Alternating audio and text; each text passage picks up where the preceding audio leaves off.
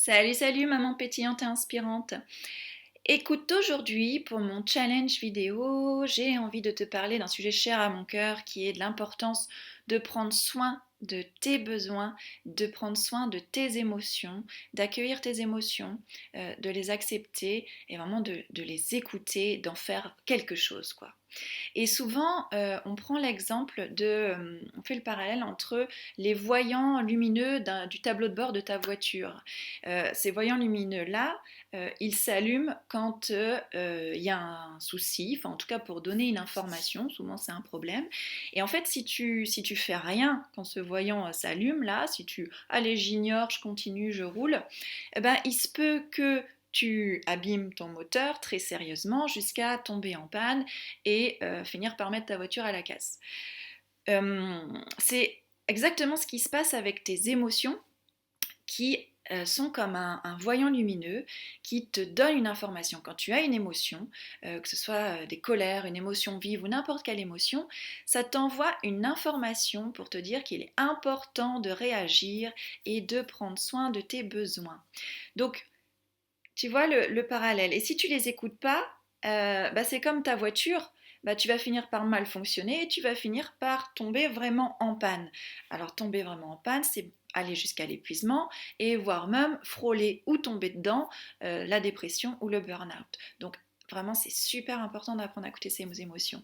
Et en fait, ce qui m'est venu l'autre jour quand j'emmenais mes enfants à l'école, parce qu'elles sont dans une école alternative perchée en haut de la montagne, et il y a un super stagiaire, bientôt éducateur Montessori, qui est passionné de permaculture et de botanique. Donc il transmet ce qu'il sait à ma fille aînée qui adore ça.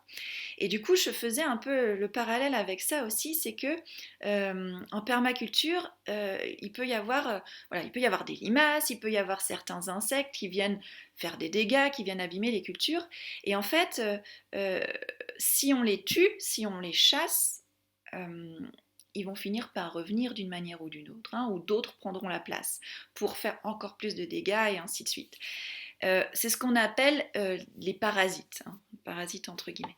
Et si et en permaculture, quand ce genre de parasite apparaît, on prend le temps vraiment de regarder pourquoi elles sont là, d'analyser, enfin si elles sont là, c'est qu'elles veulent nous dire quelque chose, hein, c'est qu'il y a une information à nous donner.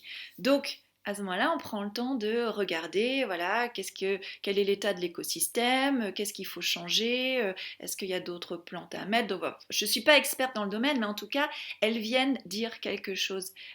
C'est limaces, etc. Donc, c'est la même chose avec les émotions, hein. J'avais envie de vous partager ce petit parallèle-là avec la permaculture. C'est la même chose avec les émotions, c'est qu'il y a un moment, bah, tu dois décider de les prendre en compte, hein. Tu dois décider de prendre en compte ces besoins. C'est super important. Tu dois décider de prendre en compte tes émotions, ça fait partie de ta responsabilité.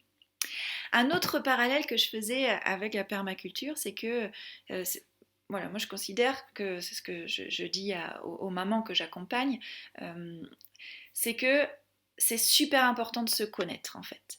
C'est super important de se connaître et d'ailleurs j'en parlais hier avec une coach collègue. Parler vraiment de l'importance d'unifier toutes les facettes de nous pour vraiment se sentir pleinement à sa place, pleinement épanoui, de s'autoriser vraiment à être soi-même aligné, quoi, de se sentir vraiment aligné et de s'autoriser à être.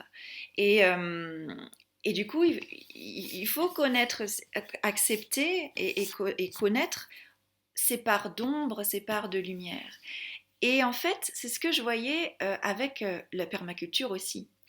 Dans la permaculture, on regarde vraiment, on analyse, ah tiens, ici il y a des parties qui sont toujours à l'ombre, des endroits qui sont toujours au soleil, là à côté de telle ou telle variété, cet endroit il est un peu plus humide, cet endroit, ben, les gelées durent un peu plus longtemps, enfin, etc. etc. Euh, et du coup, c'est la même chose avec toi en fait. C'est la même chose avec toi et c'est ce que je t'invite à faire et c'est voilà, j'accompagne les clientes, mes clientes aussi à faire ce chemin-là, c'est de regarder aussi à l'intérieur de toi comment tu es, comment tu te sens. Est-ce que tu es en friche? Est-ce que c'est une forêt luxuriante? Est-ce que il y a des endroits un peu à l'ombre? Est-ce qu'il y a des endroits un petit peu à la lumière? Etc. etc. Donc d'apprendre à te connaître pour mieux être, pour mieux vivre et pour vraiment te sentir pleinement toi, vivante, vibrante, rayonnante, pétillante encore plus et devenir vraiment un modèle pour ton enfant, un modèle de vie pour ton enfant. Donc ça, voilà le petit parallèle que je pouvais faire avec la permaculture et que j'avais envie de te partager aujourd'hui. Donc si tu veux aller explorer un petit peu plus ton jardin intérieur et que tu as besoin d'aide pour ça, je suis là pour toi. On en discute en séance découverte gratuite. Je te mets le lien pour prendre rendez-vous juste à côté de la vidéo. À bientôt, ciao!